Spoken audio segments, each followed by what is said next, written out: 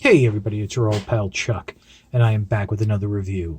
And after the big reveals we've had this weekend of the new Wave 1 Legacy figures, how about we take a look at the new, just released figure in the Hasbro Pulse exclusive Shattered Glass line, and this is Deluxe Class Autobot Goldbug. Now, just remember, in Shattered Glass, Autobots are the bad guys. So we're not even getting Bumblebee, we're getting Goldbug. And as you can see, this is basically the Cliff Jumper mold, which is that, like, sort of Porsche, sort of not quite, but it has a new head. And I think this is like the fifth, sixth use of the mold. So, yeah, kind of a little iffy there, but let me go ahead and remove the weapons. I mean, it's the same weapons we've seen, those combined blasters that form the bazooka, that sort of thing, in the car. Now, I think this is meant to be the inverse colors of the Bumblebee in the Worlds Collide set, meaning on that figure, what you see here is gold would be black, and what you see is black would be a yellow. I do find it interesting that they're skipping right over Bumblebee and going directly to Goldbug, but there's also the comic. Now, this is also the fourth figure in the line. For some reason, they skipped over 2 and 3. We'll get into that a little bit in a moment, but let's look at the comic here. It seems, now, I can't show anything on camera, so we'll just go, oh my. Oh, God. Oh, that's with a melon.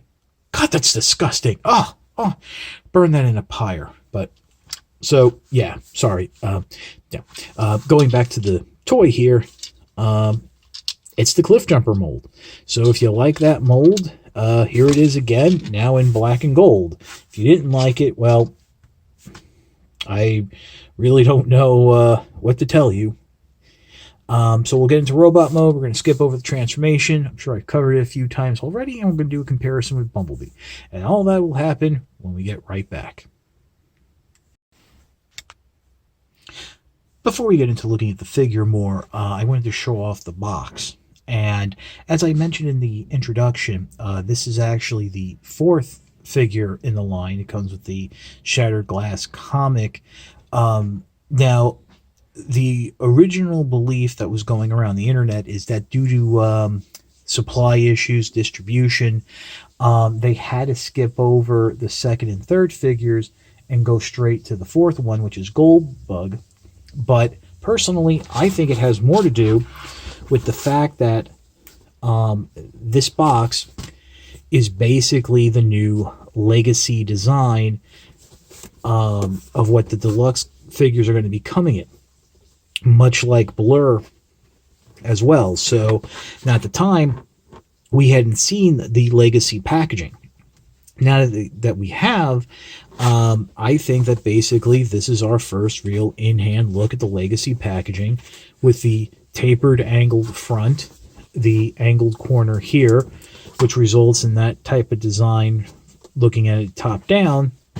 At least you have a squared bottom. But yeah, this is going to kind of make it difficult to store figures in their box going forward, just in terms of getting it to stack and, you know, getting, like, filling the corners in. I mean, everything should be able to go flush, but especially if you keep like to like.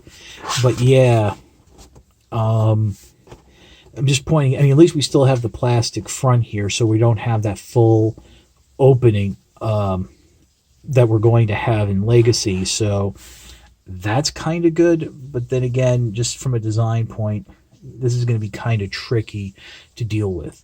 So now we'll pause, and we'll do the comparisons of robot mode. All right, and here's Goldbug in its robot mode. As you can see, it has that classic Goldbug head, obviously done in a Shattered Glass color scheme to match. I don't remember when Fun Publications did this. Did they go straight to Goldbug, or did they do Bumblebee? But regardless, it's Goldbug here. The head can, you know, it's on a ball joint. The lateral side to side movement is a little limited, but you do have the forward and back waggle, but mostly it's just rotation. And all the other articulation in the figure is the same. I feel I should mention that in terms of the quality of joints and stability, this figure feels just as solid as a first use as it would the fifth or sixth use, which this is. Bringing in Bumblebee here, and this is actually the only other version of the mold I have handy. This is the Volkswagen licensed version. You can see that there's just cosmetic. It's really just cosmetic shell differences. The chests are different, the feet are different. It's a whole different shell. The back plates are different. The inner frame, which is the transformation, is still the same. You have that additional windshield rear wipers right there. So, yeah, I mean, you'll never see this mold in any other color, but you do have a choice of colors now with this version of the mold. And I think, with the Worlds Collide set, we basically are having that what really is the evergreen Bumblebee design. You have like a small fleet of mini cars. This has the metallic gold with the blue. This has that very not canary yellow, but like a yellowish orange off color scheme. But and we have the evil Autobot logo there on the chest, where with Bumblebee it's there on the foot, which I think is either accurate to the toy or the original animation model. But other than that, there's really not much more to say. So we'll pause and we'll come back with my final thoughts. All right. There's really not much more I can say. Personally, I'm more of a fan of the Sideswipe mold, be it the Siege or Earthrise version. I mean, there is no... This is just an Earthrise mold that's been used over and over. And really, by this point, I'm a little tired of it. It is a parts former. You do have that removable backpack that can be a shield. I appreciate the modular play pattern with the weapons and all that stuff, but, there's some of you out there who love this mold and, have every release. Bug Bite, Cliff Jumper, Hubcap, that new release of Bumblebee. You're going to get this Goldbug version. It's everywhere and everything. And, I'm pretty sure going forward, we're actually going to see this one more time as a proper G1 Goldbug. Which is kind of weird because hopefully they can retool it a little, because I remember the original G1 Goldbug being more like a compact hatchback, if that makes sense. I'm sure most of you have all the accurate real-world cars memorized. I don't.